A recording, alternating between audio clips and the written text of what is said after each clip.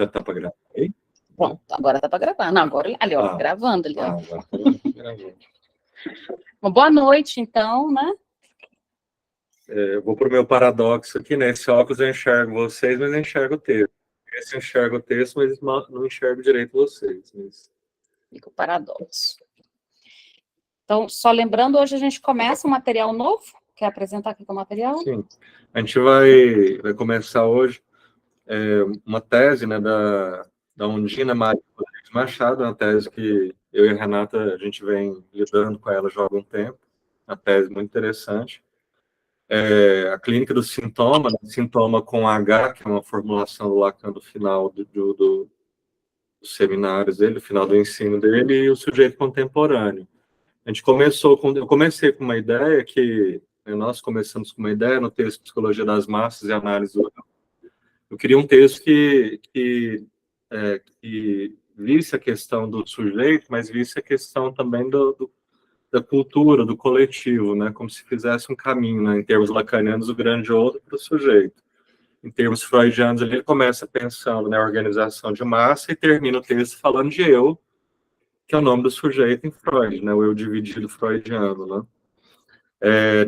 Nessa tese aqui, que a gente não tem compromisso de, né, ir linha a linha, mas nesse começo aqui a gente vai pular algumas coisas, mas a gente vai meio que linha a linha. Ela faz um percurso que é meio... Não chega a ser o oposto, né? Mas ela começa como algo mais do sujeito, né?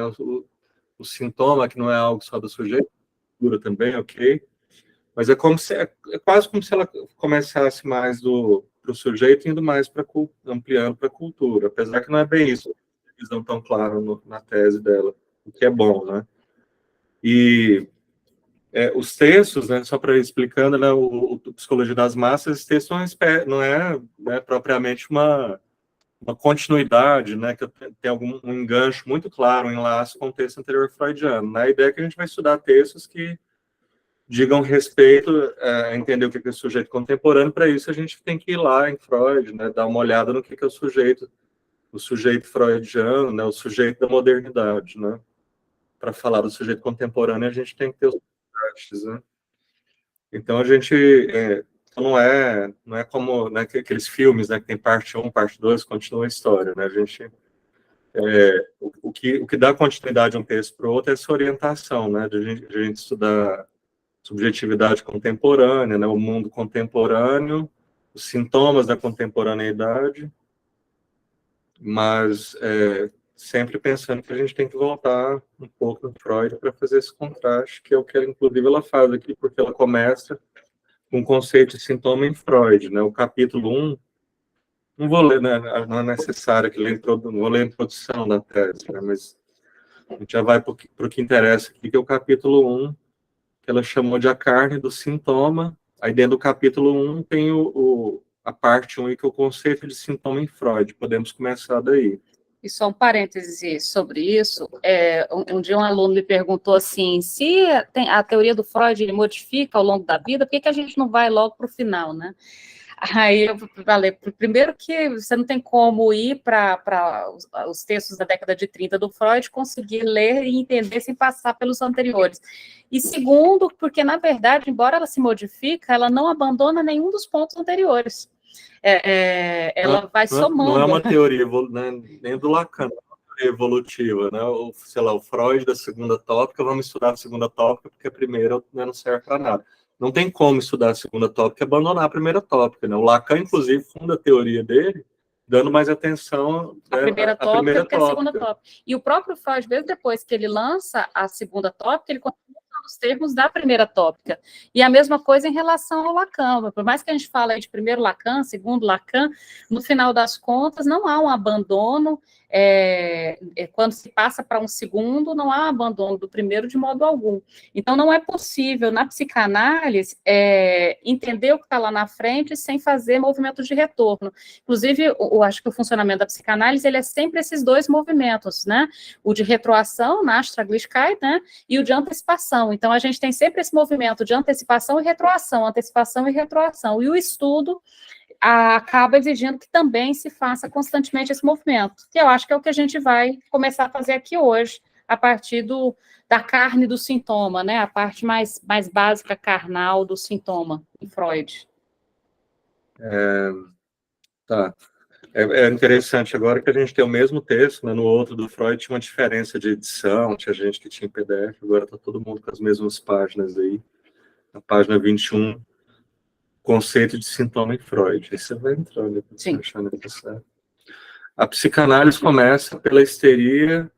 E bem-vindo quem está começando aqui hoje no grupo. Sim. Né? Eu sei que tem gente que está entrando hoje. Quem não veio até então, só lembrando, a gente se reúne a cada 15 dias, ficam gravados os encontros para quando alguém não... gravado aí os anteriores. Isso, para quando alguém não conseguir entrar, e a nossa ideia é agora vencer essa tese do começo ao fim, né?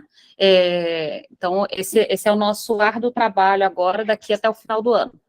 Bem-vindo quem não esteve até então. Tá. A psicanálise começa pela histeria e Freud, a princípio, toma o sintoma histérico como modelo do sintoma neurótico. A princípio, né?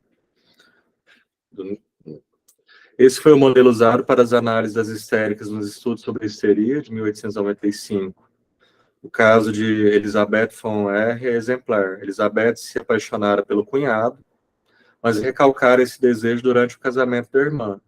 Por ocasião da morte de o pensamento lhe advém: ele está livre para mim. E aí, né, como para qualquer neurótico, isso aqui vai gerar muitos problemas, né? A irmã morre e passa pela cabeça, né? Ele está livre para mim. Pouco depois, né, ela adoece, passa a ter fortes dores na perna, que fica paralisada.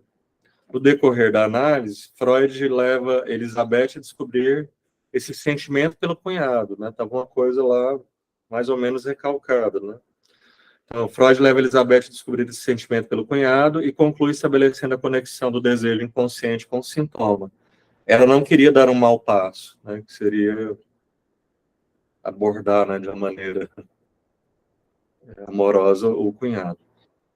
O que acontece aqui é uma substituição do recalcado pelo sintoma. Mais tarde, Lacan identificará como sendo uma metáfora, porque um mecanismo fundamental da metáfora é a substituição, né?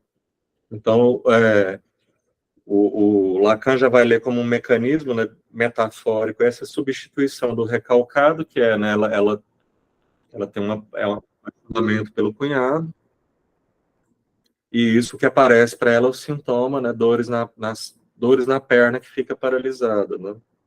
Então, a descoberta do sentimento pelo cunhado já é um trabalho de análise, né? Essa coisa que estava inconsciente, ou mais ou menos inconsciente para ela. Nessa primeira concepção, Freud pensava o sintoma como produto de uma ideia, desejo ou um pensamento que havia sido recalcado. A incidência do recalque num dado conteúdo tinha como efeito a formação de um sintoma. Este efeito, então, mostra que o recalque deixa um resto que tenta se fazer expressar de alguma forma.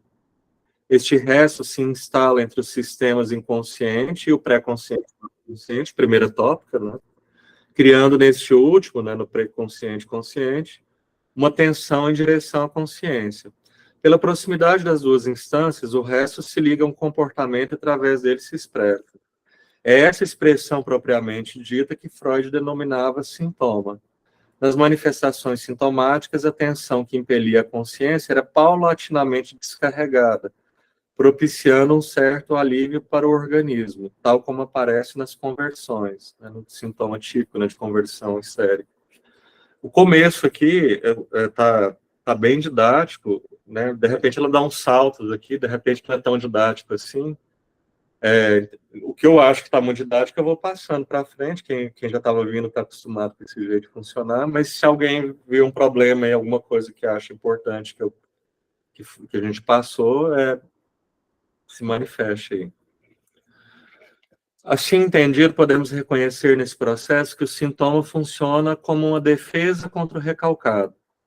O recalcado, para se manter recalcado, precisa encontrar uma forma de descarga. E essa acontece através do sintoma, né? Atenção para a palavra forma, né? Para que o recalcado encontre uma descarga, ele precisa encontrar uma forma, né? Se trata de sair da sua forma bruta, né, de um conteúdo ali, né, numa forma bruta que não é tolerado pela consciência, não é suportado pela consciência, e encontrar uma certa distorção que, ao mesmo tempo, faça com que né, esse recalcado ainda porte, né, alguns elementos do que foi recalcado, mas traduzido ou distorcido para uma outra forma em que não seja tão explícito, né, que faça com que ultrapasse a barreira de defesa aí né, do recalque. Essa ponta do recalcado é a matéria-prima do sintoma, porém ela não é o sintoma propriamente dito. O sintoma, mediante o mecanismo de substituição, vem no lugar do que foi recalcado, evidenciando a natureza metafórica do fenômeno sintomático. De novo, né, a insistência aqui em metáfora, né, que é uma leitura do Lacan, mecanismo de substituição, que é um mecanismo também que está presente na metáfora. Né? Freud chega à conclusão de que toda ideia ou pensamento recalcado era, na realidade, desejos. Veja, todo pensamento, ideia ou pensamento são desejos que sofrem, né, e que estes, sim, sofriam recalque. Né? Não é qualquer ideia, qualquer pensamento que é recalcado, são desejos. Essa não realização era acreditada à moral. Essa não realização era acreditada à moral. Fosse essa da própria pessoa em função de seus ideais, né, alguma coisa que ela introjetou, ou em função de uma inadequação social. Evidentemente, Freud não tentou... Não tardou. Freud não tardou, eu estava ficando sem sentido, a perceber que essa divisão entre ideias pessoais e sociais era sem sentido, pois os ideais são todos pessoais com forte influência do social. Esse apontamento que ela fala aqui é porque, né, essa divisão que a gente faz entre o que é pessoal e o que é social, né, o que é do psiquismo, o que é social, é um negócio didático, né, porque os ideais, eles provêm, aliás, inicialmente, ela está falando, os ideais são pessoais, sim, são, mas eles provêm do mundo social, provêm do outro, né, do pequeno outro, do grande outro, né, a gente não nasce, né, às vezes eu falo umas coisas meio óbvias aqui, mas como eu disse lá numa mensagem do grupo, né, eu achei melhor a gente ir subindo de escada do que de elevador, né, minha ideia inicial e da Renata era começar pelo capítulo 5, né, aí eu vi que podia dar, por mais que não tem que ser uma continuidade exata do texto anterior, acho que não é legal a gente saltar tanto assim.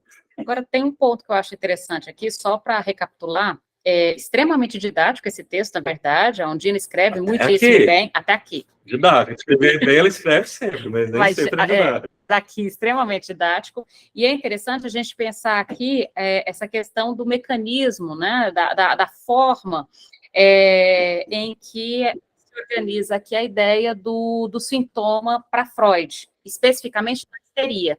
E aí é importante lembrar que, por que na histeria?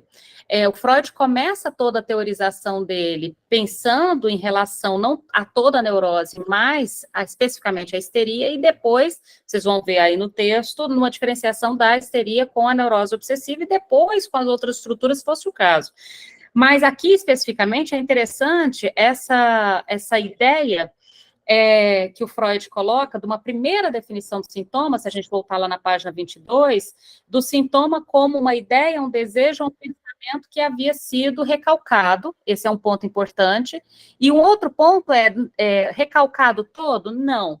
Sempre deixa um resto, esse resto é muito importante, porque se houvesse a possibilidade de um recalcado todo, acho que nem existiria psicanálise, no final das contas. O recalque perfeito, né, levaria o indivíduo a uma espécie nova unidade, né, não teria conflito. Né? Exatamente, então, para haver conflito, para haver essa ideia do sujeito dividido, isso é fundamental, o recalque tem que deixar um resto.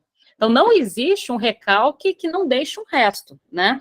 Então, esse funcionamento da formação do sintoma, ainda na página 22, esse resto que fica, ele tenta se expressar de alguma forma.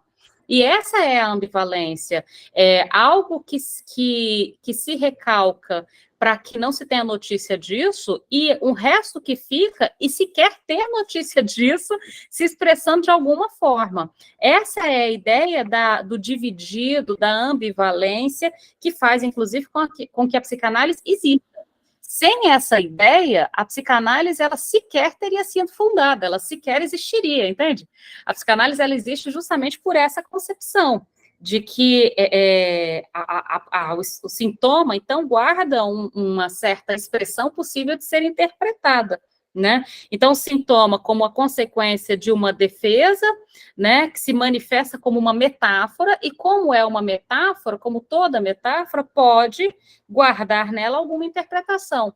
Uma interpretação que desvelaria tudo? Não, do mesmo modo que o recalque nunca é um recalque de tudo, o desvelar também nunca é um desvelar de tudo. Esse tudo não existe. Aí vem o termo, né, que vocês conhecem, né, que o Freud utiliza, solução de compromisso, né? Esse desejo recalcado, ele se transmuta numa outra linguagem que não perde totalmente o sentido original, mas, né, não perde totalmente o sentido original do recalcado, mas que o disfarça o suficiente, né, o suficiente para passar pela barreira, né, pela defesa, pela barreira de recalque, do recalcamento, né?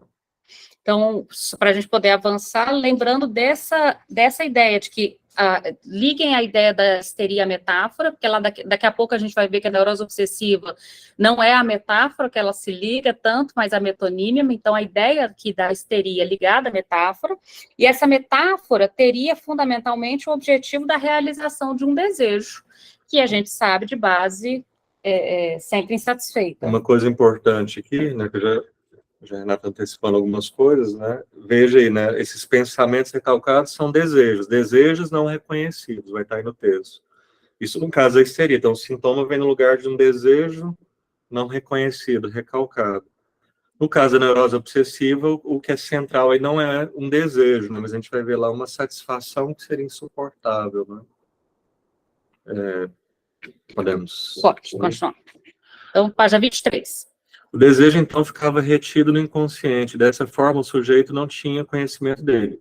Isso aqui, ó, era um desejo não reconhecido como próprio. Um desejo inconsciente. No caso aqui da Elizabeth von R, né, um desejo pelo cunhado, né? Era esse desejo não reconhecido e não admissível, né? Tendo em vista essa concepção de sintoma, era lógico que Freud propusesse como solução o desvelamento desse desejo, tirando-lhe a barreira do recalque. O recalque, porém, tem função de defesa, e toda defesa é produzida pelo eu. O eu se defende daquilo que ele supõe poder abalar a homeostase do aparelho psíquico, né? A ideia de homeostase, né? Você sabe, é uma ideia de uma estabilidade, uma certa harmonia, um equilíbrio de conjunto, né? A gente tem né, no organismo a gente tem essa função homeostática, né, de manter o conjunto num certo equilíbrio, né? E aí o Freud usa de empréstimo nesse termo, que é originalmente biológico, para dizer que o problema desse desejo é que se ele vier, né, nu e cru, né, sem uma outra forma, né, ele pode abalar a homeostase do aparelho psíquico, na medida que o aparelho psíquico se aproxima de alguma coisa, né, homeostática, né, de algum equilíbrio, né? Porque nunca está totalmente equilibrado, né? Essa é uma ideia cara para psicanálise da origem, que as coisas nunca estão tão equilibradas assim, né? Por mais que haja uma proximidade com algum equilíbrio, aí o psiquismo é sempre uma coisa um tanto quanto desarmônica, né? Estamos, então, entre o princípio do prazer, que é realizar o desejo, e o princípio de realidade, trazer tranquilidade ao eu, uma certa homeostase, né? Então, veja, olha, há uma posição interessante aqui, né? Ou eu atendo o desejo, e isso coloca em risco, né, uma certa homeostase do aparelho psíquico do eu, ou eu tiro o desejo de jogo para manter uma certa tranquilidade do eu. É uma coisa grave nessa divisão aqui, né? Porque para manter uma certa tranquilidade eu tenho que abandonar o desejo. E essa tranquilidade pode virar uma coisa muito enfadonha nesse estado harmônico, né?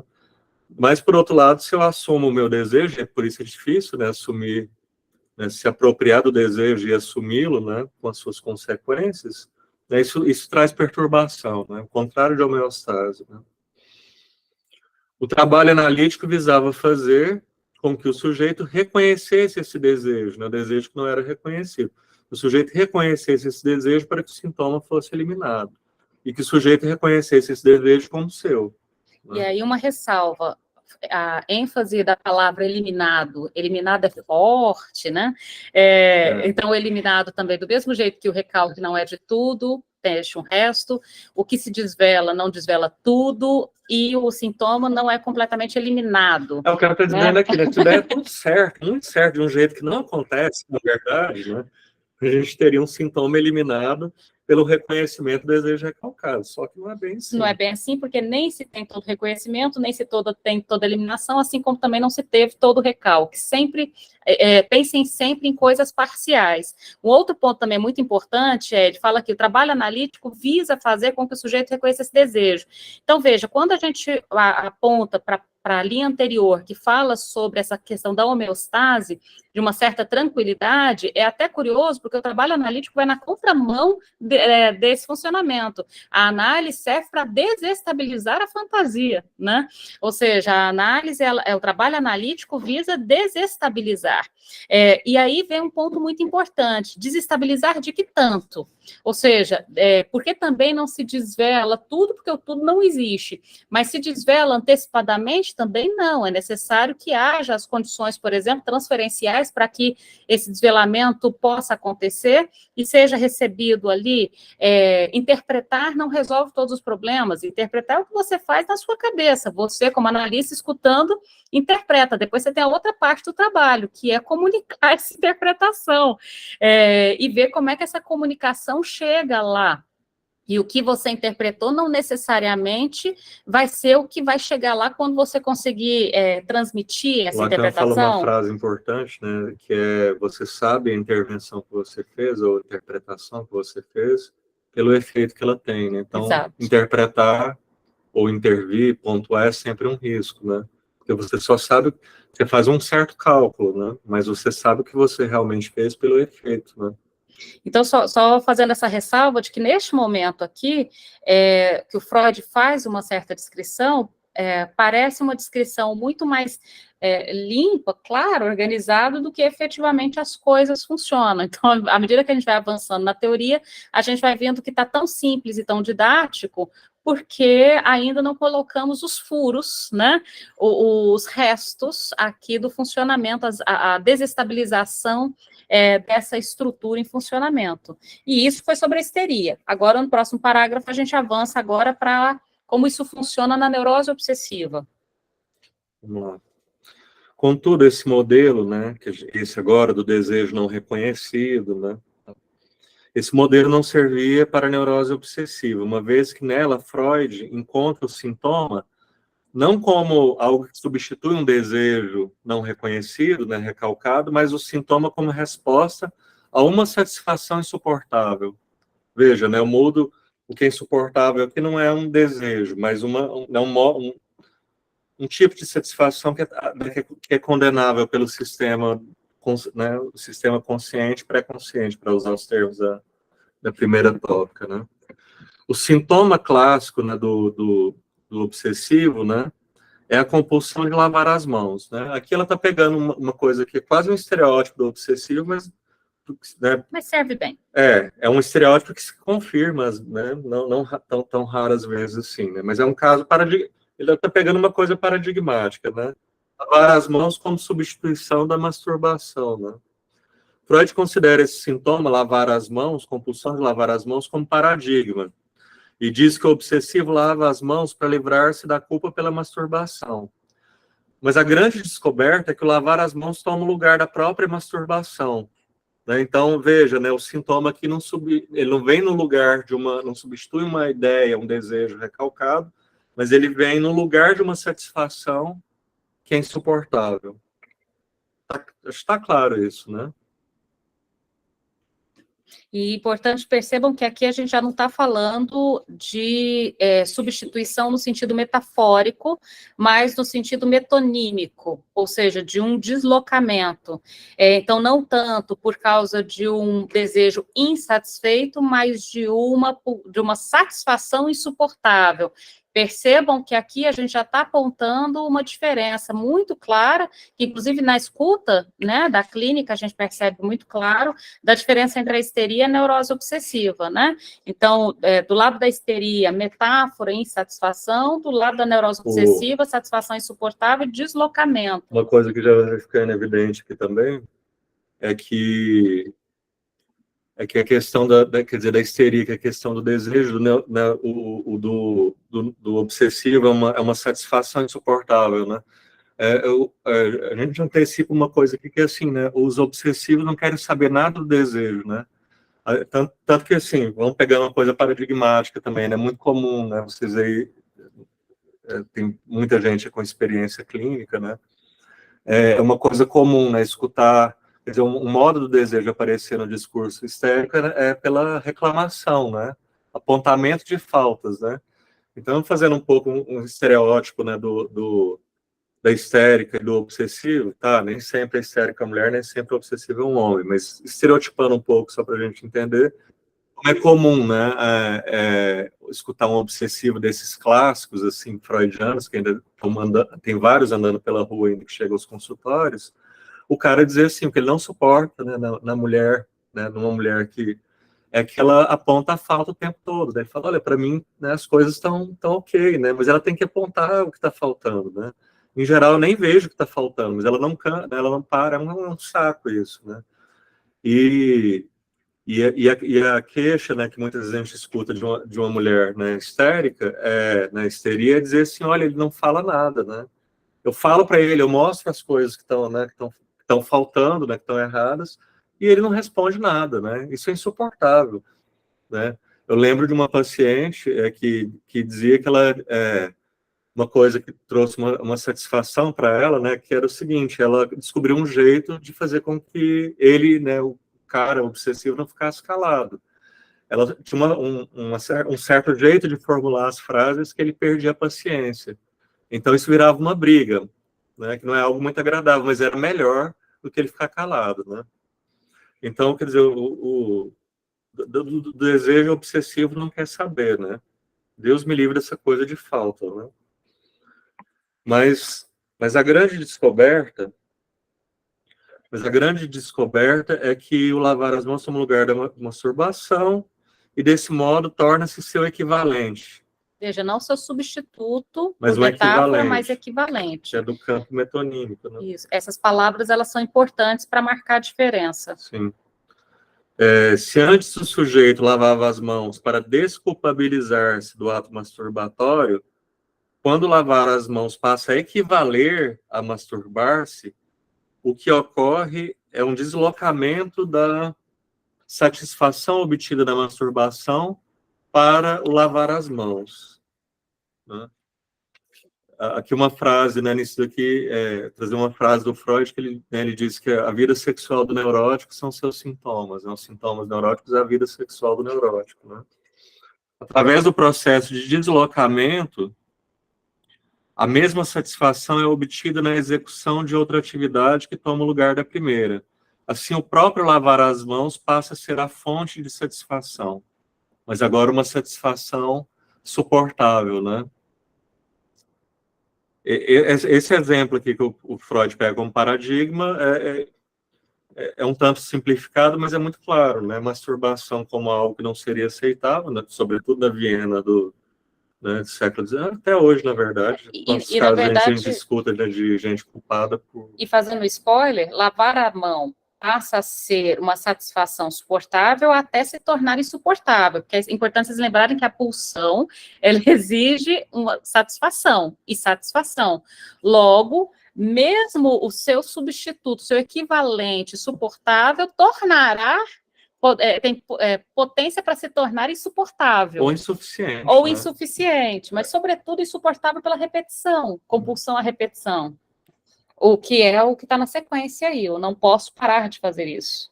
Tem uma frase que estava comentando com a Renata, não sei aonde eu li, eu acho que é há uns 20 anos, no Garcia Rosa. Eu não sei se essa frase é dele, se ele citava alguém, né? Ele falava de...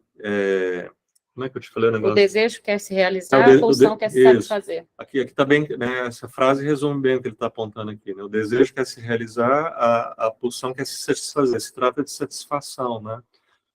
Realizar um desejo pode ser algo bastante insatisfatório, em geral né? Insatisfatório, né? Assim que você realiza o desejo, não é mais aquilo tudo, né? Uma frase que eu escuto muito, não era aquilo tudo, né? Tá, então o próprio lavar as mãos passa a ser a fonte de satisfação que não é total, nunca tem nada total aqui, né? Isso tudo que a gente está falando aqui. Neurose não é o campo da totalidade, né?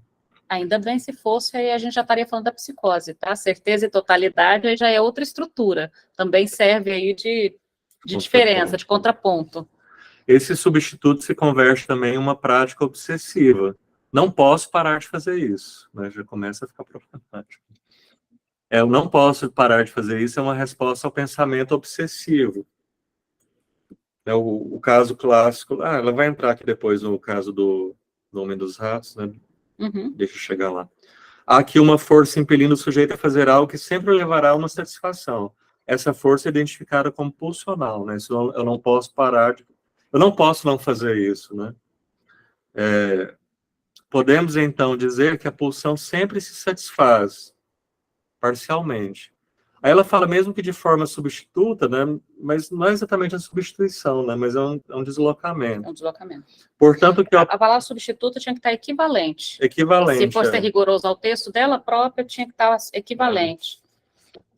Portanto, o que opera na neurose obsessiva é a infiltração da pulsão no recalcado. É do próprio sintoma que provém o mal, pois o sintoma, sendo o verdadeiro substituto e derivativo do impulso reprimido, recalcado, né, executa o papel do segundo. Ele continuamente renova as exigências de satisfação e assim obriga o ego, o eu, né, por sua vez, a dar sinal de desprazer e a colocar-se em uma posição de defesa. Só colocar, por exemplo, um exemplo mais contemporâneo, mas esse do lavar a mão no lugar de masturbar, embora ele pareça bastante clichê, ele é bem interessante, na verdade, porque ele, de ser tão simples, ele é muito claro. Mas pegando um exemplo mais contemporâneo, um homem, por causa esse estereótipo era contemporâneo. Ele é estereótipo e é contemporâneo, como sintoma é contemporâneo. Mas imagine o seguinte, por exemplo, o rapaz, ele, durante um determinado momento da vida, quando ele começou a entrar no mercado de trabalho, convidavam ele na empresa onde ele foi trabalhar para happy hour, jogava uma bolinha, futebol e etc., e isso o agradava bastante. Ele ficava muito feliz com esses convites. E ele aceitava todos esses convites. Esses convites significavam integrar na empresa onde ele estava entrando. Depois de mais ou menos 20 anos nessa mesma empresa, em que ele vai subindo de cargo e chega no mais alto que ele podia estar naquele local, naquela empresa, esses convites, os mesmos convites para happy hour, futebol e etc., começam a irritá-lo enormemente. Ele fica furioso por esses convites serem feitos, mas ele também não consegue falar não. E aí você pergunta, mas por que, se você não quer ir, né, se os convites te irritam tanto, por que você tem que ir? E aí vem o imperativo, eu não posso deixar de ir. Por que você não pode deixar de ir? E aí é interessante essa coisa do obsessivo. O que está por detrás disso que sustenta? Aqui, por exemplo, o não posso não lavar a mão, a culpa em relação à masturbação. No caso dele, por exemplo, quando ele alcançou a idade, aí já vou dar um duplo carpado, vocês vão só entender sem pegar a sequência, obviamente. Quando ele alcança a idade que o pai dele, nessa mesma empresa, tinha aposentado por invalidez por causa de um quadro de depressão, que foi observado, como ele conta o quadro de depressão do pai, ele foi entrando para dentro de casa, não queria mais ir trabalhar, não queria mais sair, foi perdendo os amigos, e logo aposentou por invalidez. Ou seja, o não ir nas festas, no futebol e em todos os eventos para os quais ele era convidado, seria adoecer como pai, se tornar inválido como pai. Ou seja, eu não posso deixar de ir como um equivalente para não ser como meu pai. para não adoecer como meu pai. Entendem a lógica? Então, veja, é interessante porque, então, a pessoa, ela vai com raiva de estar indo, mas imputa a si mesmo uma obrigatoriedade de ir. Como, e aí tem até uma coisa meio de pensamento mágico, né? Se eu não for, eu vou ter depressão, se eu não for, eu vou aposentar por invalidez, se eu não for, o percurso que eu vou ter vai ser exatamente esse do qual não só eu não quero, como julgo por meu pai ter tido, né? Por meu pai ter tido. Mas, então, você percebe que, no final das contas, esse imperativo, eu acho ele muito interessante, a coisa da repetição. Mas, veja, não é um substituto, é um equivalente. É importante perceber a diferença entre equivalente e substituto e tentem escutar isso quando vocês vão escutando no discurso o que é o equivalente e o substituto. Continuando aí? Segundo Freud, isso não é da mesma ordem que o desejo recalcado da histérica, que se transforma em sintoma por não obter satisfação, né? No caso do obsessivo, o sintoma é um modo de satisfação, né? Aqui o obsessivo obtém satisfação, portanto. Não se trata de um desejo dado, já, eu pus um já aí para ficar... Não se trata de um desejo dado, já que desejo é por estrutura insatisfeito. Né? Veja aí um corte, né, entre desejo e pulsão. Né? O desejo se realiza, mas não satisfaz. Né? Satisfação é do campo pulsional, é uma exigência, né, pulsional. Então, o que é que faz o sintoma? Sendo essa satisfação insuportável a ponto de o sujeito se condenar por ela, os sintomas expressam a luta entre a satisfação e a defesa, né? A ideia aqui de uma certa solução de compromisso. E triunfam quando conseguem combinar a proibição com satisfação, de modo que o que era originalmente uma ordem defensiva ou proibição adquire também a significância de uma satisfação. A gente está ouvindo agora esse conflito aí de Israel, não vou falar disso não se preocupe, com o Hamas, e aí tem aquela proposta de uma solução de dois estados, né, que todo mundo defende, mas ninguém toma, enfim, não vou entrar nisso. Mas essa expressão da solução de dois estados seria encontrar uma solução de compromisso, né. Acho que é interessante que está no campo da diplomacia, está no campo, né, aqui você tem uma coisa, né, de ordem pulsional que quer se satisfazer e você tem uma defesa contra isso, né, e aí o que ele está apontando aqui, né, combinar a proibição com a satisfação, né? De modo que o que era originalmente de ordem defensiva ou proibida adquire também a significância de uma satisfação. Né? Seria uma solução de dois estados, né? Da proibição e da satisfação. Né? Para a gente brincar um pouco com o termo estado. Palestina e Israel. Disso...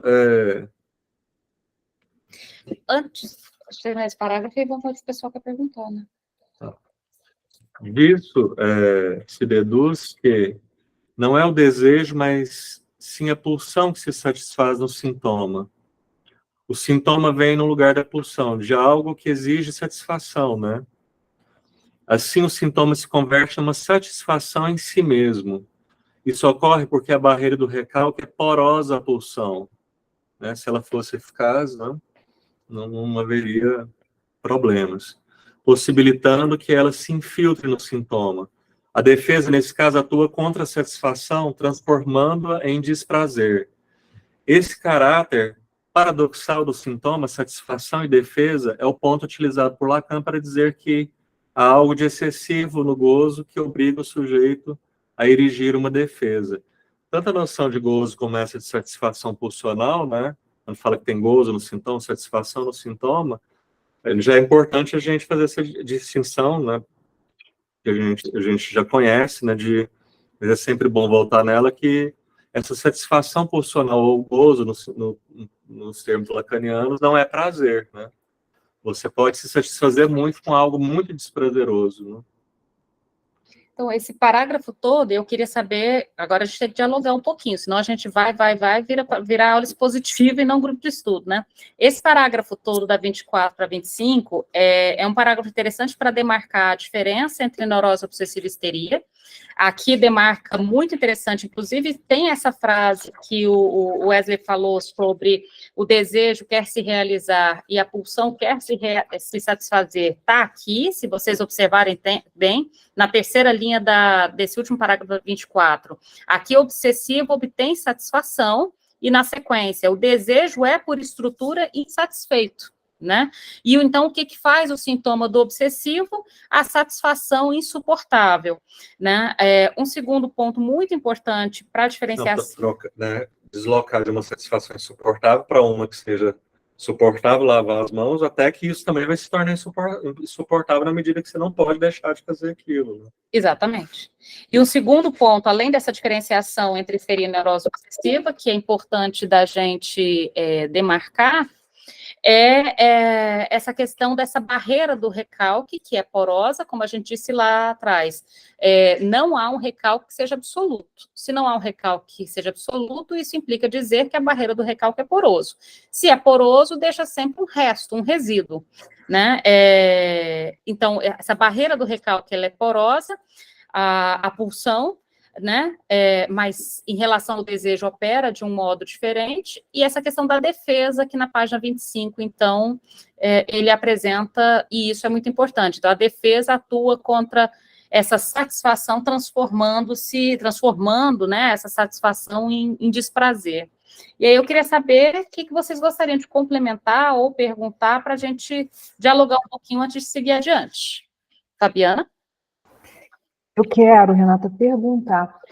O recalque, ele pode acontecer em qualquer momento das nossas vidas, ou o recalque ele tem, eu não sei se a palavra seria essa, um peso maior, em tenra idade, quanto mais novo a pessoa, mais novos somos, isso é essa dúvida.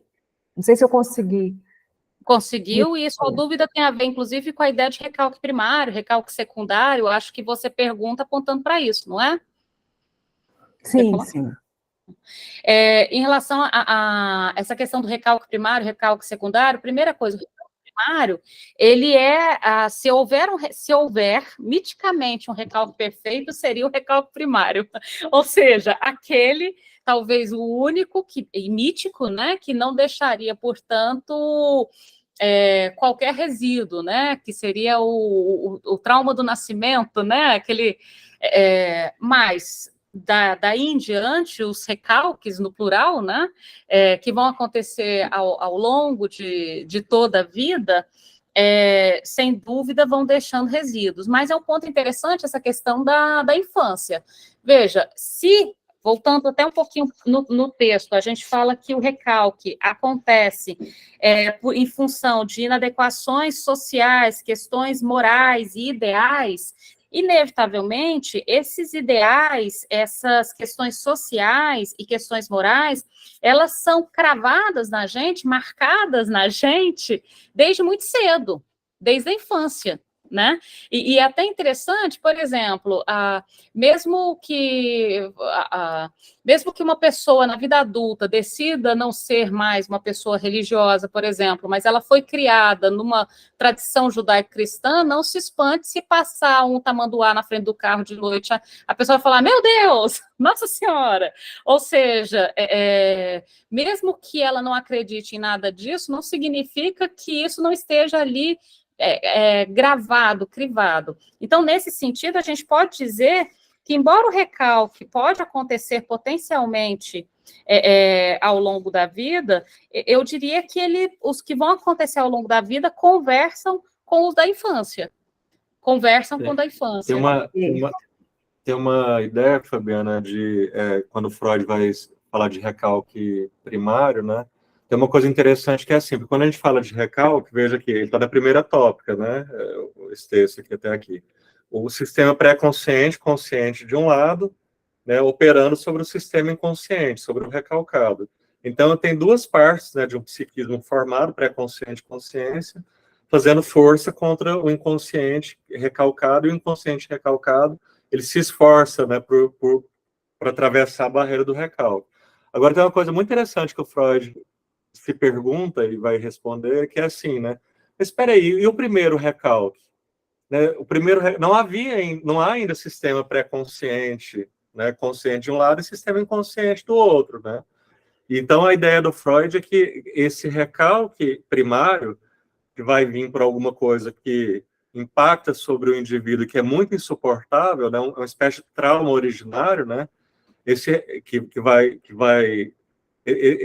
trauma originário, esse impacto originário vai fazer com que ocorra, né, uma defesa originária, a gente poderia chamar assim, e no próprio acontecimento do recalque, desse recalque primário, seria um instante de produção dessa divisão subjetiva entre pré-consciente e consciência de um lado e inconsciente do outro, né?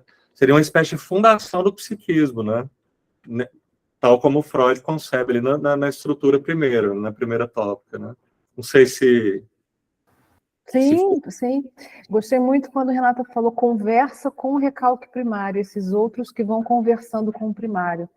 Sim, obrigada. Isso aí. Porque tem uma primeira experiência, e até é curioso isso, então, assim, essa questão do que impacta das nossas imposições morais, ideais, etc. Essas coisas todas são inscritas, sobretudo na infância, por um motivo muito simples, pela nossa extrema dependência ao grande outro. Então, veja, depois do segundo despertar sexual em diante, não que o grande outro, né, o grande outro materno, paterno e seus substitutos, o grande outro se duplica, né, o grande outro é a referência, a lei, né, não que eles deixem de ter importância, mas nós não estamos mais tão submetidos e dependentes dele. Na infância, quanto menor somos, mais submetidos somos ao grande outro. Por exemplo, quando a gente nasce, libra de carne, né, aquele pedacinho de carne indefeso, nós somos completamente dependentes desse grande outro, que a gente chama de grande outro materno, né, grande outro primordial, que nos dê existência. Existência, olha só que loucura. Nos dê existência através dos objetos pulsionais, que é o olhar, a voz, o tato. Isso significa que o que vier ali desse grande outro marca na carne mesmo. À medida que a gente vai crescendo, né, se a gente pensar em tempos do sujeito, em termos lacanianos, né, à medida que a gente vai passando pelos tempos, esse tempo de ser ou não ser o falo, de ser ou ter o falo, né, chegando ali, né, estágio do espelho, a latência,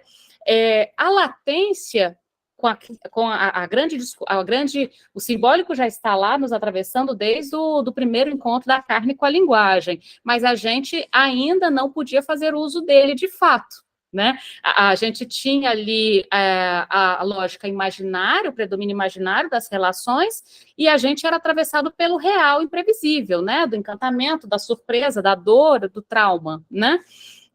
Na latência, finalmente, a gente tem um encontro aí com a linguagem que nos permite fazer uso dela, e esse uso da linguagem, primeiro, a criança quer localizar que lugar que ela ocupa no amor, no desejo, no gozo dos pais, para depois poder se desvencilhar dessa dependência, né?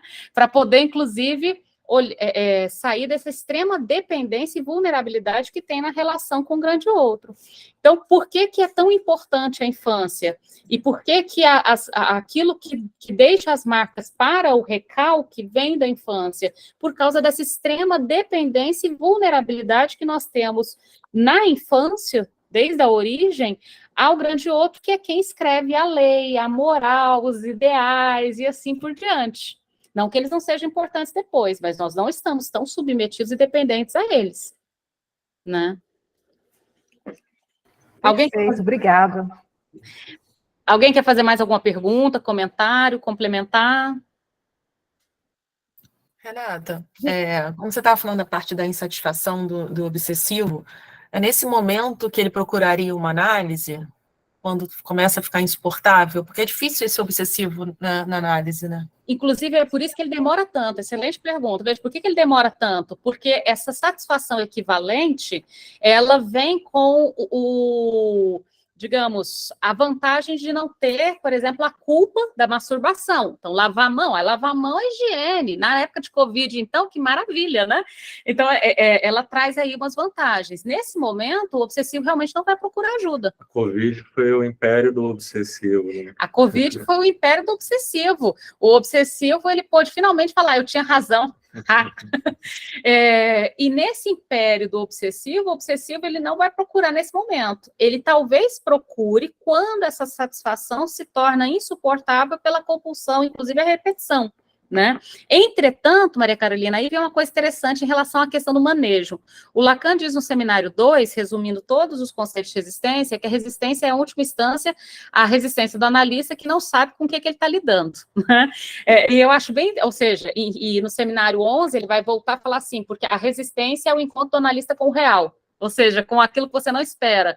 Então, a gente espera que alguém que nos procurou para análise, a gente diga, o que te traz aqui? E a pessoa fale, blá, blá, blá, blá, blá. Ou seja, ela, de fato, tem um porquê. E o encontro com o obsessivo é, muitas vezes, esse encontro com o real. O que te traz aqui? Minha mulher mandou. Mas por que você tem que estar aqui? Eu não acho que eu tenho que estar aqui. E aí vem a questão, inclusive, da resistência, né? Que é como manejar isso, ou seja, como fazer com que esse sujeito que não supõe ter que estar lá, e aí, às vezes, por exemplo, a gente diz algo do tipo assim, bom, então, quando você achar que é hora de vir, conseguir se organizar para falar, tiver o que falar, você volta. Aí a pessoa chega em casa falando, tá vendo? Doutor, na primeira consulta me deu alta. Falou que eu nem preciso ir lá. Ou seja, ele escuta como ele quer escutar, que ele não tem que abrir mão dessa satisfação mesmo quando se torna insuportável. E aí é curioso, porque só de ir lidar com essa satisfação insuportável e interpretar que ele não precisa de análise, porque o doutor deu alta, né? Tipo assim, olha, se você não tem o que falar, então volte num outro momento, né? E aí ele chega em casa dizendo, ó, já recebi alta na primeira consulta, né? Na primeira sessão. Isso, de algum modo, dá um certo arrefecimento por mais um tempinho, e aí ele pode procurar mais na frente. E aí ele arrefece de novo, de um outro jeito, de um outro jeito. Então, uma das dificuldades do neurótico obsessivo é que essa satisfação equivalente, ela tem uma eficácia razoável para prorrogar esse início. Essa satisfação tem que voltar para uma dimensão de insuportabilidade para o cara e por conta própria, inclusive, né? Porque nesse caso aí que a Renata está falando, quer dizer, ela tem uma histérica por trás dizendo, né? Tem algo que vai mal aí, né? Mas por o cara chegar lá e dizer isso, né? Não tem nada acontecendo, quer dizer, essa satisfação deslocada ainda não chegou a um grau de insuportabilidade, né? Eu fico lembrando aqui do Homem dos Ratos, né? Não é nem nesse momento que ele procura análise, mas poderia ser.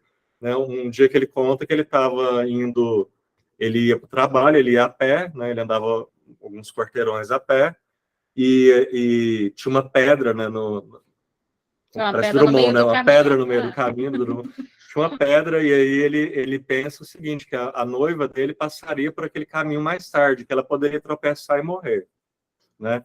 Mas ele pensa aí, ele passa pela pedra, e lá na frente que ele pensa nisso, né? E aí ele volta para tirar a pedra. Ele anda várias quadras retornando para retirar a pedra. Ele coloca a pedra num cantinho, né? E aí ele segue para o trabalho, né? Ele segue para o trabalho e lá pelas tantas, quando está quase chegando no trabalho, ele pensa, mas que coisa mais ridícula. Eu tirei a pedra por conta dessa ideia ridícula, né? Supersticiosa, né?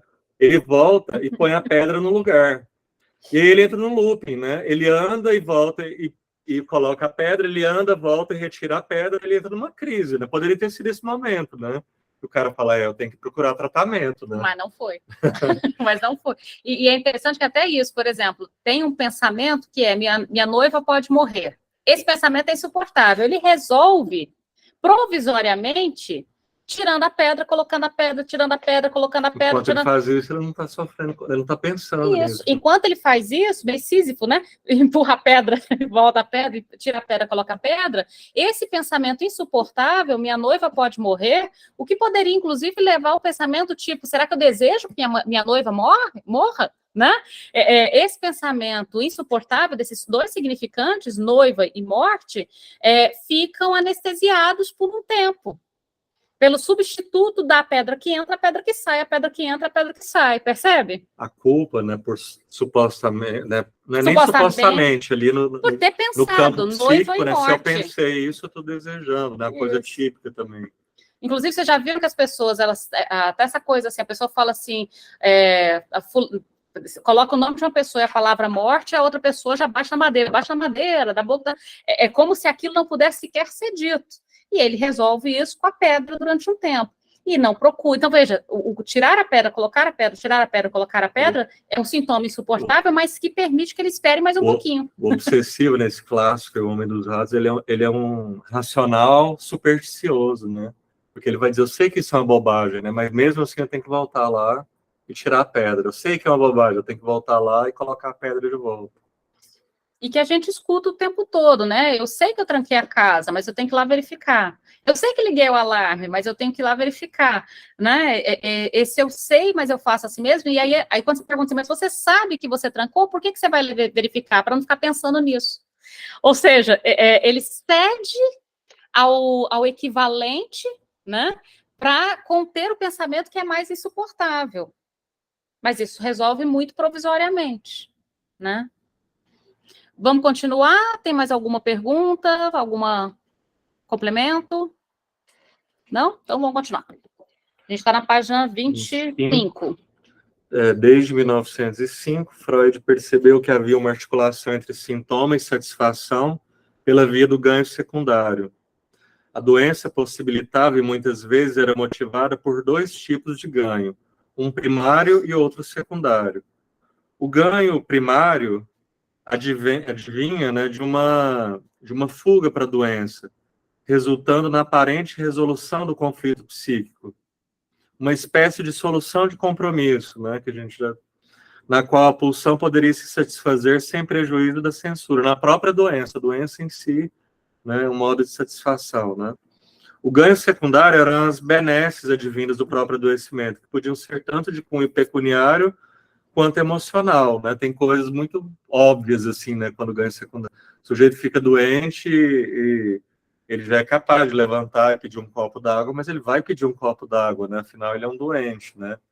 E a gente sabe que ele, né, pegar a frase do Lacan, né? Quando ele demanda isso, demanda também, demanda de amor, né? Tem essa dimensão também de demanda de amor ali. Mas tem algo da ordem da satisfação, né? Uma satisfação secundária, né? Que não é com o próprio sintoma, né? Mas derivativo do sintoma, né? Eu me aproveito do sintoma para receber mais alguma coisa do outro, né? Na conferência 24 das conferências introdutórias, Freud citou o ganho secundário como não sendo só prazer. Diz que o ego, o eu, né, pagou caro demais por um alívio do conflito, o que implicaria num aumento de desprazer.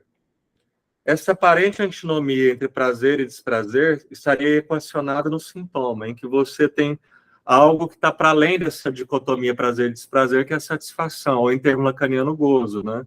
Eu costumo dizer que na satisfação pulsional, ou no gozo, né, no termo do Lacan, prazer e desprazer, ou prazer e sofrimento, são duas potências que se somam, né? E às vezes predomina mais a dimensão do sofrimento, né? A ideia de gozo, aliás, costuma predominar muito mais a experiência de sofrimento. Mas veja, né? Um sofrimento que é satisfatório, né?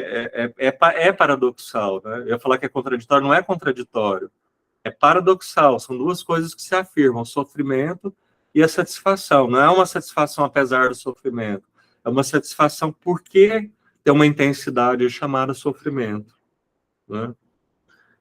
Nele haveria um certo prazer no qual o sujeito ficaria fixado, né, no sintoma. Né, no sintoma haveria um certo prazer no qual o sujeito ficaria fixado, fazendo com que o eu, diante do menor sinal de modificação dessa dinâmica distributiva, se visse ameaçado e viesse mobilizar poderosas resistências contra o tratamento. Veja só, ele está dizendo aqui, ó, lê de novo a frase. Né, nele, no sintoma, haveria um certo prazer no qual o sujeito ficaria fixado, fazendo com que o eu, diante do menor sinal de modificação dessa dinâmica distributiva, essa dinâmica distributiva é o sintoma, né? Então, qualquer risco, né, de mexer nessa dinâmica distributiva, né, da libido, se vê ameaçado, então, poderosas resistências são são mobilizadas contra o tratamento, né? O sujeito chega lá se queixando de um sintoma e, ao mesmo tempo, a posição dele é assim, não mexam na minha dor, né? Porque tem uma certa distribuição, uma certa economia distributiva da libido aí operando que traz satisfação, né? Isso justificaria a dificuldade do neurótico em desvencilhar de seus sintomas. Só um parêntese sobre essa questão do ganho primário e ganho secundário. Sobre o ganho secundário, na obra do Freud, aparece de 1905 até o final da obra vários textos falando sobre ela. O ganho primário aparece em um único texto do Freud, eu fiz a busca completa. Ele cita 2 vezes o termo ganho primário, mas explica só uma vez, e só um parênteses, só pegar o exemplo, porque eu acho que... Mas o termo, né, aparece essa vez, mas toda vez que ele está falando, por exemplo, no caso da obsessão, né, de uma satisfação com o sintoma em si, com a doença em si, ele está falando de satisfação primária. De satisfação primária. De um ganho primário, né? E é isso que eu queria apontar em relação ao ganho primário. O termo em si não aparece, mas o sentido dele, se a gente entende, a gente acha ele em outros momentos da obra do Freud. E que o Wesley já fez o spoiler. Mas só o jeito que o Freud explica a metáfora que ele dá é uma metáfora, e aí eu vou falar exatamente como o Freud falou, acho que hoje é meio racista o exemplo, mas o Freud deu esse exemplo, um árabe andando num camelo, tá? O exemplo dele é esse. Um árabe está andando num camelo, de um lado tem uma montanha, de outro tem um precipício, e na única estrada por onde ele poderia retornar, aparece um leão. Esse é o exemplo que o Freud dá. E aí, o cavalo, não o árabe, o cavalo, para fugir do leão, salta ao precipício. Então, a fuga para a doença, o que o Freud, e é interessante o exemplo, tirando a parte do camelo, do árabe, tá? Mas a fuga para a doença, especificamente, ela é interessante no sentido de que é uma fuga que, no final das contas, ela funciona como a resolução de um conflito psíquico, mas sai do leão para o abismo, né? É como se a gente estivesse dizendo, olha, você tem 2 opções, ou você morre no abismo, despencado no abismo, ou você morre devorado por um leão. Ou seja, ou você morre de uma doença X, ou você foge para a doença. Eu só queria voltar por causa do termo, olha, não é uma fuga da doença, é uma fuga para a doença. Ou seja, é como se ele estivesse dizendo que o neurótico, ele se joga na doença, o abismo como metáfora da neurose, entende?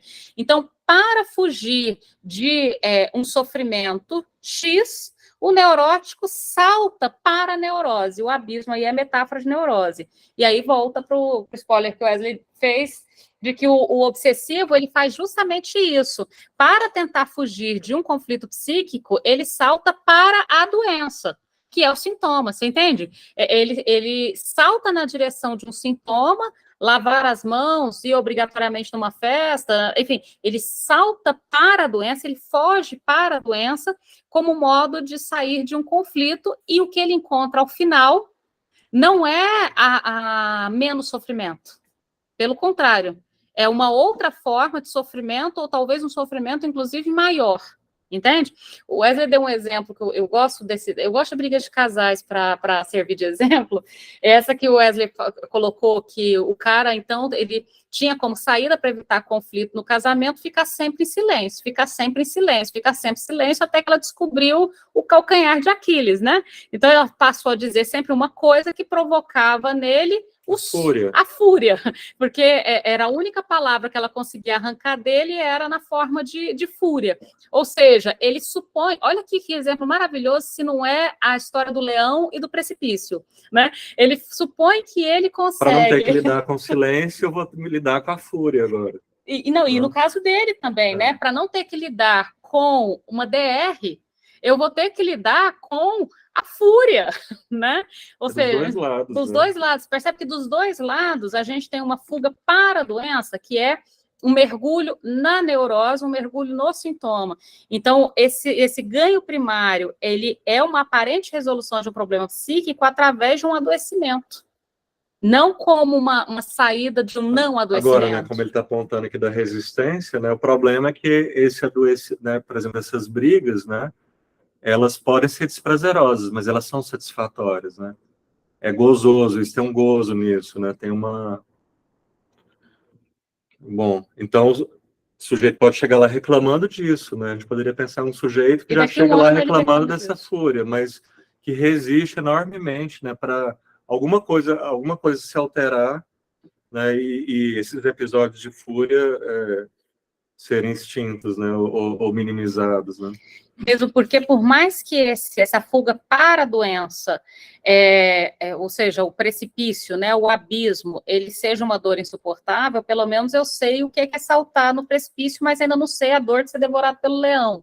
Ou seja, repete-se ali o sintoma, não porque ele não causa desvantagem ou sofrimento ou dor, mas porque ele causa um sofrimento, uma dor que eu já experimento, já conheço e repito também, né?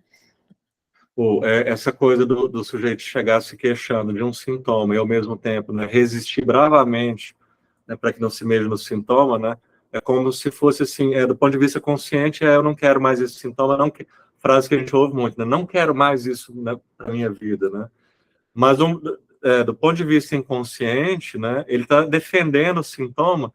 Eu falo que do ponto de vista inconsciente, ao mesmo tempo que ele está reclamando, o que decifra, né, a posição do neurótico, né, que resiste ao tratamento é aquela música é uma música que eu esqueci quem canta a música, né, mas é uma letra do Paulo Leminski, né, que fala assim: um homem com dor é muito mais elegante, né? E aí é o momento que ele fala assim: ópios, édens, analgésicos, né, não mexam na minha dor. A minha dor vai ser a minha única obra, né? Então, a posição é isso, né? Um cara chega se queixando, isso não cabe mais na minha vida, mas operando ali na análise, nas sessões, né, essa posição de não mexa na minha dor, né? Não mexo na minha dor. Peraí, desvencilhar de seus sintomas, aí página 26, uma citação aí do Freud. As conferências, eu acho. Apaziguar um conflito construindo um sintoma é a solução mais conveniente e mais agradável para o princípio de prazer.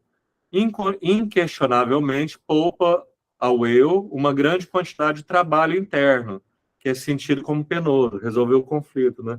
Na verdade, há casos em que até mesmo o médico, né, deve admitir que um conflito terminar em neurose constitui a solução mais inócua e socialmente mais tolerável. Olha que coisa que ele está apontando. O sintoma, muitas vezes, não só do ponto de vista do indivíduo, mas social, pode ser uma solução, né? Por isso, né, essa visão, a psicanálise não tem uma visão adaptativa, que, né, outras linhas de tratamento têm, né, do ponto de vista adaptativo, talvez não tivesse motivo para mexer em vários sintomas, porque há vários sintomas que eles são adaptativos, né? Aliás, né, o Freud diz, né, a neurose é um ônus da cultura. Uma vez que tem cultura e civilização, a gente tem neurose, né?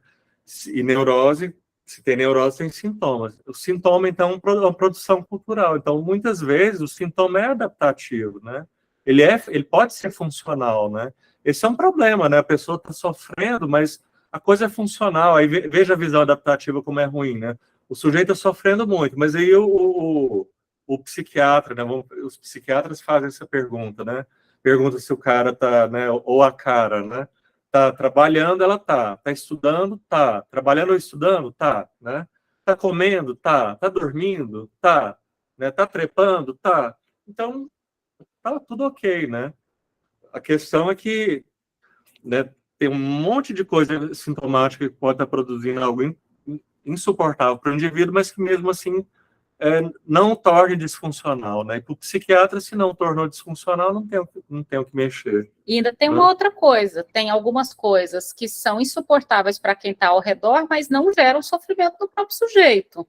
Eu estava até contando para o Wesley, uma criança, achei muito engraçado, na alfabetização, 6 aninhos, Um Esse colega... é um bom exemplo dessa coisa não adaptativa da análise, né? Um colega alfabetizou primeiro que ele e o menino ficou furioso, né? Ele foi até a professora e falou: você é uma incompetente. O fulano alfabetizou primeiro que eu porque você ensinou a ele, mas não ensinou a mim, né? Ele alfabetizou logo depois, mas ele ficou furioso porque ele não foi o primeiro da sala a conseguir lidar com as letras. E aí a professora ficou muito chateada, chamou a mãe, a professora chorou, chamou o coordenador chorou, todo mundo se abraçou e chorou, todos os adultos ao redor, né? Porque o menino disse que ela era incompetente, porque tinha alfabetizado primeiro o colega e não ele, com o qual ele rivalizava muito. E aí, quando chamaram a mãe, os professores se reuniram e falaram que tinha que levar, e a professora disse assim, mas não é para levar para fazer análise, não.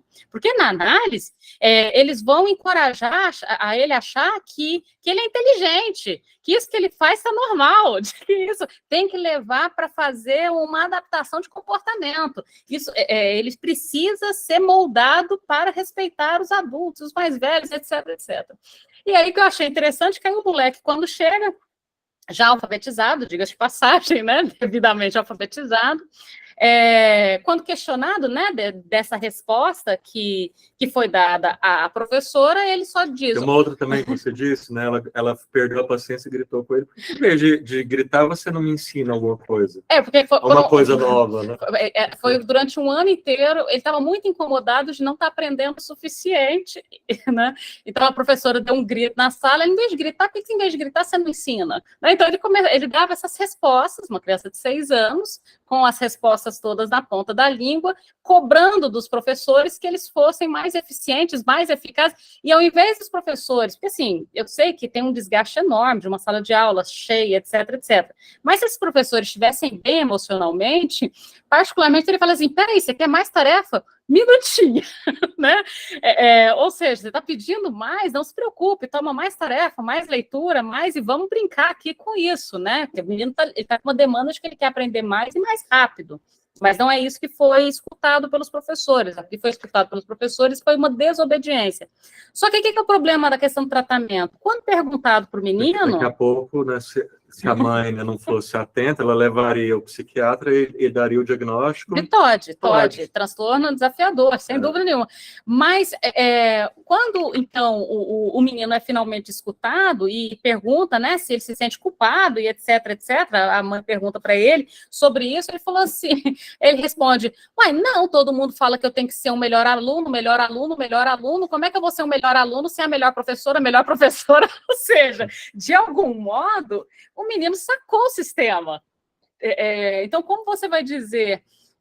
então, é interessante o menino se sente culpado e acha que ele tem que modificar. Claro, ele não precisa falar desse jeito com as pessoas, ok. Mas, no final das contas, há algo que é socialmente menos tolerado para quem está ao redor, mas que não necessariamente gera um sofrimento dele. Ele não estava sofrendo porque ele falou isso para os professores. Ele estava sofrendo... Não necessariamente é uma patologia. E não necessariamente é uma patologia. O que ele estava sofrendo, era necessário escutar, é que ele queria aprender mais e mais rápido. Então, aí o que se escutou aí ele quer mais e mais rápido. E aí colocou-se no inglês, em outras coisas, para alimentar esse menino que queria aprender mais e mais rápido, né? Vamos lá, então. Então é isso, né? A neurose constitui a solução, às vezes, mais inócua e socialmente mais tolerada. Irônico. Se examinarmos mais detidamente essas formulações, perceberemos que nelas Freud não distinguia prazer de satisfação, ou, para trazer o termo lacaniano, prazer e gozo, né? Não tem esse termo em Freud. Podemos fazer essa distinção. O prazer segue o regime do princípio do prazer, ao passo que a satisfação / gozo independe do prazer. Está para além da oposição prazer-desprazer, né? Devido à sua estrutura em circuito, a pulsão está sempre buscando satisfação e sempre a alcança, o que não quer dizer que essa gere prazer, né? Isso aqui ela está apontando, que está respingando, que a formulação do Lacan no seminário 20, né? Que é assim, goza-se de qualquer jeito, né? Goza-se com prazer, goza-se com sofrimento, né? Outra distinção, ou pode-se gozar com qualquer coisa, né? Outra distinção deve ser feita entre realização de desejo e satisfação pulsional, né? O campo da histérica, por excelência, e o campo do obsessivo, por excelência. Todo desejo é desejo de desejo, portanto, não comporta realização. Né? Assim que eu obtenho o que seria o objeto do desejo, já não é esse mais, né? Já é um deslocamento para um outro objeto, né? Suposto. Todo desejo é, por definição, insatisfeito. Já a pulsão, não, ela sempre obtém satisfação, mesmo que para isso use desvios, mesmo que para isso seja pela via do sofrimento. Na conferência 23, tem uma coisa ruim quando ela cita Freud aqui, que ela cita a edição da Imago, né, que é aquela tradução horrorosa, né, horrível. Quando a gente pega esse mesmo trecho aqui, se vocês olharem na edição da Companhia das Letras ou da Autêntica, né, o texto é muito mais claro, o texto é literariamente bem escrito, né, o Freud não ganhou o prêmio Goethe de literatura à toa, né, mas ela cita, acho que quando ela fez a tese, é o que se tinha, né. É isso mesmo, na Conferência 23.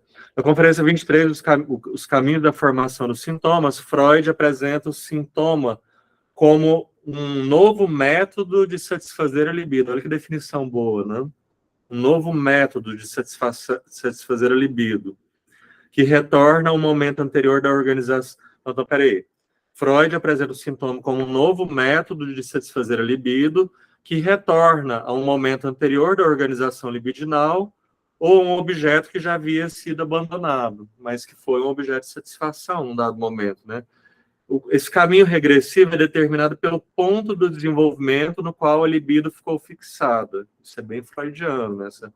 Aqui podemos observar que não se trata de um ganho advindo do sintoma, secundário a ele, mas sim que a própria formação do sintoma já comporta um modo de satisfação, né? Seria o ganho primário, né? Com o sintoma em si, né? Essa conferência é amplamente comentada por Miller no seminário de Barcelona. Deixa eu ver se é aqui que ela vai criar uns problemas grandes para a gente. Ainda não. Não é aqui não, né? É um pouquinho mais para baixo, naquela palavra alemão. Essa conferência é amplamente comentada por Miller no seminário de Barcelona.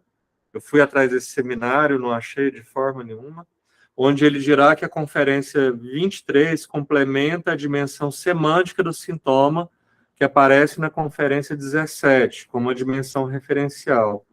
O aspecto semântico da palavra pode se organizar de forma independente da referência à realidade.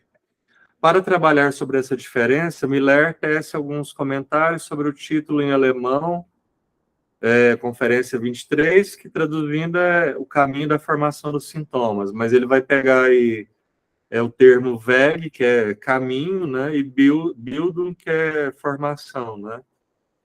Sobre Weg, faz de conta que eu sei pronunciar, tá? Sobre Weg, mas eu acho que é isso mesmo, diz que o que caminha é a libido, né? Ela se caracteriza por caminhar. É a vocação errante da libido que se traduz na plasticidade da pulsão. Lembrando que a libido, um jeito assim meio simples de definir, mas ela meio que a pulsão, né? O Freud diz, é algo que não está entre o somático e o psíquico, né? Então a libido é como uma maneira simples, mas que dá para a gente conversar a partir dessa definição. A libido é a forma que a pulsão assume dentro do psiquismo, né? A pulsão pura, né? Depois que a pulsão se conecta, né, com alguma representação psíquica, né, a gente tem a libido. A pulsão pura não entra no psiquismo, essa é uma ideia freudiana, né? Para Freud, o sintoma não é o único caminho possível para a libido. Ela também pode ser sublimada e transformar-se em arte. Você vê que aqui ela dá uma, né, ela está indo bonitinho, né, didática, ela dá uns saltos aqui. Para Miller, sintoma e sublimação se opõem porque se chega a um, o sintoma, ou a outra, a sublimação. Nesse sentido que eles se opõem. Todavia, eles são em continuidade e até mesmo se articulam. Porque ambos são um caminho possível, né? O sintoma e a sublimação são caminhos possíveis, né, para a pulsão, né? Para provar essa tese, Miller utiliza o texto de Lacan, de nossos antecedentes, que está nos escritos ou nos outros escritos, eu não me lembro. Não. Diz Lacan, a fidelidade ao invólucro formal, essa coisa da forma, né, que está lá na forma do sintoma para Freud, isso é bem importante, né?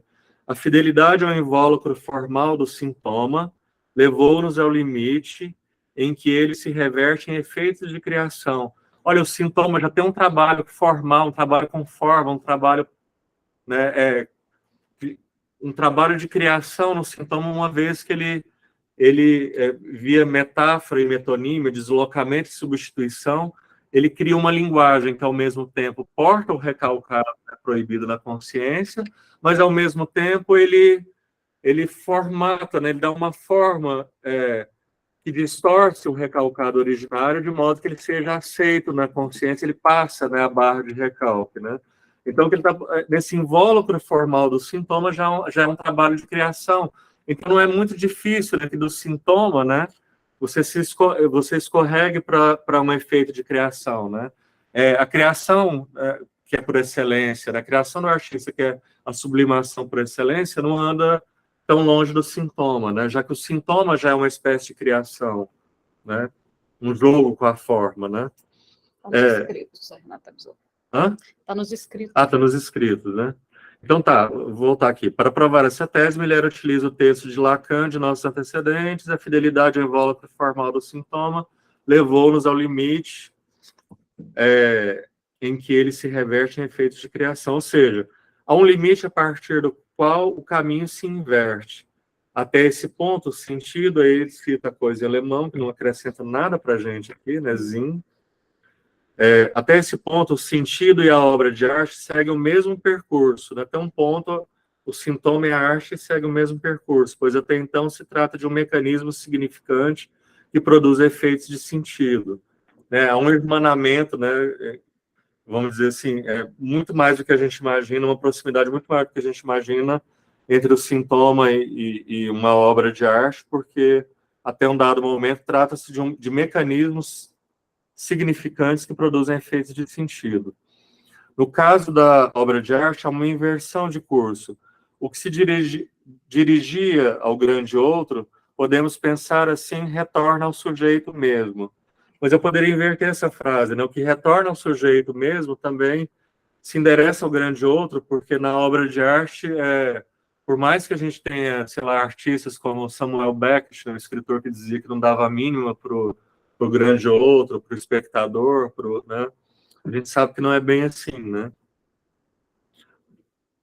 Mas é uma ideia do Lacan, né? Que o que se dirige ao grande outro, né? Podemos pensar na criação artística retorna ao sujeito mesmo, como se houvesse na criação um instante, ou pelo menos um instante. Depois o cara vai se preocupar com reconhecimento, mas no instante da criação haveria uma espécie de autonomia do campo do grande outro, né? Do campo da cultura. É paradoxal isso aqui também. Para Miller, isso denota que o criador toma para si o querer dizer do sintoma. Ele se apropria do querer dizer do sintoma, o considera como seu desejo decidido, sua própria vontade. Nessa perspectiva, a obra de arte, isso aqui é uma definição que serve muito para a gente, é uma espécie de sintoma artificial, né? O sintoma é uma satisfação, pode ser uma satisfação que substitui o recalcado. E a obra de arte, né, como sublimação, pode ser algo que vem no lugar do sintoma. É uma espécie de sintoma criado, não é um sintoma que é uma criação, né? Um sintoma artificial. Acompanharemos melhor esse raciocínio quando falarmos do seminário o Sintoma, o seminário 23, no qual Lacan diz que Joyce se identifica com o próprio sintoma até com H, porque não é esse sintoma freudiano e não é o sintoma do qual Lacan fala em boa parte da sua obra. Desde que ela começou a falar do Miller, que vocês viram que ela dá né? Ela faz ela sai um pouco dos trilhos, né? Porque ela vinha ali subindo pela escada devagarzinho com Freud, ela dá um salto aqui para Lacan, e pelo que o Lacan entende como sintoma, né? E na relação com a obra de arte, em Joyce está no sintoma 23. Se ficou meio confuso aí, não se espantem, porque é para ficar mesmo. Mas há um momento aqui da tese, né, que a gente vai se debruçar sobre essa página aqui, né, desdobrar essa página, e essa relação entre obra de arte e sintoma, o que é sintoma escrito aí com H, né? até porque é interessante, e aí a gente já está encaminhando para fechar, então, se tiverem pergunta e complemento, é agora. Essa parte é interessante, essa questão dos destinos da libido, é interessante pensar que, primeiro, coloca lá, para a mulher, sintoma e sublimação se opõem, porque se chega a um ou ao outro, né, o sintoma como uma oposição aí à sublimação, e o resultado da sublimação, do processo de sublimação, do fazer a partir da sublimação, por exemplo, a obra de arte, se torna uma espécie de sintoma artificial. Então, é interessante essa relação entre sintoma e sublimação como uma oposição e esse resultado da obra de arte, que é resultado da sublimação, como um sintoma artificial. Artificial, eu acho que é uma palavra importante. É quase que não está dito exatamente assim, é quase como se o artista se apropriasse do sintoma para uma finalidade, para outra finalidade, uma finalidade estética, né? Nesse sentido que é um sintoma transformado num sintoma artificial, né? Há uma apropriação do sintoma, né? E isso tem muito a ver com o que o Lacan vai chamar de sintoma, introduzindo esse H aí, né? A gente fala sintoma com H, porque se pronuncia do mesmo jeito, mas ela está antecipando coisas que, na verdade, a gente vai demorar para chegar ainda. Eu até, como exemplo disso, eu esqueci o nome dela agora, aquela artista plástica que ela e o marido foram separar, um andou para o lado da muralha da China e o outro para o outro lado, como é que ela chama? Esqueci. Alguém lembra o nome dessa artista plástica, gente? Ela faz aquela também que colocou um monte de objetos ao redor dela para as pessoas... Abramovich. Isso, ela. Ela, quando me fala dessa coisa do sintoma artificial, ou seja, fazer do sintoma obra de arte, o nome dela é a que me vem, a Marina Abramovic. Ela me vem justamente porque, veja, ela conseguiu fazer até do divórcio dela uma... Ai, gente, meu cérebro hoje está falhando. Como é que chama isso, essa obra específica? Tem a instalação, aquilo que você faz, essa encenação que tem um nome específico, gente. Me ajuda. Como é que chama mesmo? Eu também Performance. Gente, quando o cérebro resolve não funcionar... A Maria Carolina está salvando a gente hoje. Performance. Veja só, a gente fala de um casamento, é uma parceria sintomática, né? E aí, eu particularmente acho muito curioso essa questão do próprio divórcio, né? Ou seja, uma consequência da parceria sintomática desse casal se tornar esse sintoma artificial, que é essa obra de arte, essa performance. Não sei se vocês já viram esse no divórcio dela. São duas, ela e o marido fizeram várias performances, tá? Uma foi que eles ficaram sentados numa mesa durante, sei lá, 200 mil horas, um olhando para o outro, e a outra, quando finalmente se separaram, eles foram para a muralha da China, achei chique, se não for para divorciar assim, né, é bom divorciar, e cada um andou para um lado da muralha da China. Eu confesso para você que a performance dela me traz... uma ilustração, uma ideia interessante sobre essa coisa da sublimação e sintoma. Esse exemplo que a Renata está pegando é um ótimo exemplo. O Lacan fala, quando vai falar de sintoma com H, né, ele vai falar muito de saber fazer com sintoma. Isso. Né, fazer alguma coisa com sintoma. Acho que a gente achou nesse termo aqui, saber fazer com sintoma seria fazer um sintoma artificial. Nem sempre é uma obra de arte, né? Nem sempre o que é feito é reconhecido ou tem a intenção de ser uma obra de arte. Mas nesse exemplo ele tem essa ideia, né, de fazer alguma coisa, a separação é inevitável, né? Isso é algo que não está mais sob controle, né? Algo aconteceu ali que era inevitável. Mas eu faço alguma coisa com isso e até o outro reconhece isso como obra, né? E ainda dá uma grana, ótimo exemplo de saber fazer com sintoma, né? Gostariam de complementar alguma coisa, perguntar alguma coisa? Quem gostaria? Não? Então, encerramos. No nosso próximo encontro, daqui 15 dias, a gente vai caminhar agora, vocês vão ver, encerrando o sintoma freudiano, a gente vai para o sintoma lacaniano, né? Renata, Encaminhando, diga, Maria. Daqui a 15 dias é feriado. De novo? De novo? É feriado. A gente está caindo todos os feriados, é isso mesmo? Todo feriado é quinta. Você sabe que eu não tinha pensado nisso, tá? Nem me lembrei que era feriado. É dia 2. Dia 2. Então, a gente tem algumas opções, né? Esse mês a gente fez dia 5 e 19, pelo menos conseguimos encontrar 2 vezes. A gente fica dia 9 e 23? Ou dia 23 é a Flip, né? É. A gente fica 9 e 16 ou 9 e 30. Nossa, tem bastante quinta-feira, hein? Acho que a gente ficaria, então, ou dia 9 e 16 ou 9 e 30, porque dia 23 a gente vai estar na Flip, não há garantia de Eu boa sugiro dia internet. 9 e dia 16, porque a gente já vai ficar umas 3 semaninhas aí sem.